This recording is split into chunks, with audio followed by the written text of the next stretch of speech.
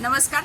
गोकर्णाच्या फुलाबद्दल आपण माहिती विचारलेली होती. शॉर्ट जो आपण तयार केला त्याला खूप चांगला प्रतिसाद आला. त्याच्यामुळे आपण आज गोकर्णाच्या फुलाबद्दलची माहिती घेऊया. तर गोकर्णाचा वेल बघा, मी तुम्हाला दाखवते. अशा प्रकारचा हा गोकर्णाचा वेल असतो आणि ह्याला आता कळ्या आलेल्या आहेत बघा. हे बघा, अशा कळ्या आलेल्या आहेत. तर अशा प्रकारचा हा वेल असतो आणि गोकर्ण म्हणजे गायीच्या कानासारखा आकार त्या फुलाचा असतो. त्याच्यामुळे त्याला गोकर्ण असं म्हटलं जातं. आता हे फूल जे आहे हे निळ्या रंगात येतं किंवा लाल आहे, पिवळा आहे आणि पांढरा आहे. माझ्या माहितीत तरी एवढे कलर आहेत. तुमच्या माहितीत असतील दुसरे कलर तर सांगा मला. तर ह्या फुलांना आपल्याला चहा आणि सरबत बनवता येतं. तर चहा जर बनवायचा असेल तर हे फुलं जे आहेत हे फुलं असे तोडायचे, त्यातला हिरवा बाट काढून टाकायचा. एका मोठ्या पातेल्यामध्ये पाणी ठेवून त्याच्यामध्ये ही फुलं टाकायची आहे आणि पाणी उकळायचं आहे. वर तुम्ही झाकण ठेवू शकता आणि थोड्या वेळ ते झाकून ठेवायचं आहे.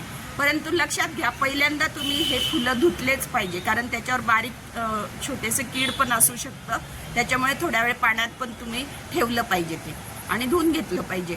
आणि मग नंतर हे पाणी उकळलेलं जे आहे त्या उकळत्या पाण्यातच तुम्हाला दालचिनी पण टाकायची आहे, आल्याचा तुकडा टाकायचा आहे आणि त्याच्यामध्ये तुम्हाला अजून काही हर्ब्स टाकायचे असतील, जसं की पुदिनाचे पानं आहे, तुळशीची पानं आहे, ते तुम्ही टाकू शकता, गवती चहा टाकू शकता. असं उकळायचं आणि मग नंतर थोड्या वेळ ठेवायचं ते पातेलं आणि मग नंतर ते आपण एका गाळणीने ग्लासामध्ये गाळून घ्यायचं आणि त्या ग्लासामध्ये गाळून घेतल्यानंतर त्याच्यामध्ये मध टाकायचं स्वीटनेससाठी, म्हणजे गोडपणा येण्यासाठी. मध टाका, साखर टाका किंवा गुळाची पावडर पण तुम्ही टाकू शकता. तर अशा प्रकारे हे सिरप तयार होतं. ते चमच्याने ढवळून घ्या आणि मग तुमचा हा झाला चहा तयार. आणि त्याच्यामध्ये थोडंसं थंड झाल्यानंतर लिंबू पिळायचा आहे. म्हणजे जो निळा रंग गोकर्णाचा आहे ना, तर त्याचा असा जांभळा रंग दिसतो किंवा पिंकिश म्हणतो ना आपण, पर्पल कलर. तर तसा पर्पल कलर दिसतो. खूप छान त्याचा रंग दिसतो आणि प्यायला पण तुम्हाला खूप छान वाटतं. असंच हे सरबत पण करता येतं, फक्त त्याच्यामध्ये आलं वगैरे टाकायचं नाही.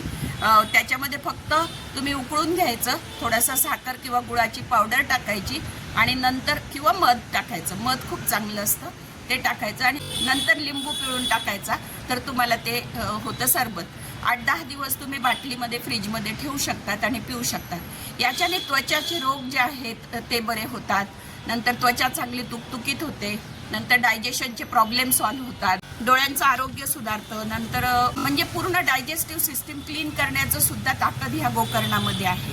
त्याच्यामुळे ह्या गोकर्णाची फुलं जी आहे ती महत्त्वाची आहे. आपल्याकडे ते धार्मिक त्याला महत्त्व दिलं गेलं आणि त्याच्यामुळे ती फुलं आपण देवाला वाहतो. पण आमचं म्हणणं आहे की ती जी फुलं आहे ती जर अशी वापरली तर त्याचा खूप फायदा आपल्याला होऊ शकतो.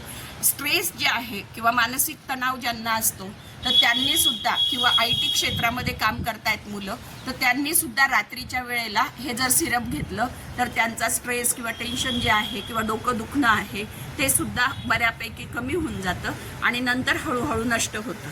तर अशा प्रकारचे हे आयुर्वेदिक गुणधर्म असलेली आणि मेडिसिनल प्रॉपर्टी ज्याला म्हणतो आपण असलेली गोकर्ण आहे. कुंडीमध्ये तुम्हाला लावता येते.